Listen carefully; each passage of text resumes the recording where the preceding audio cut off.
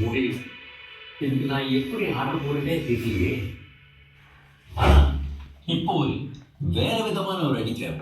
வேற விதமான ஆ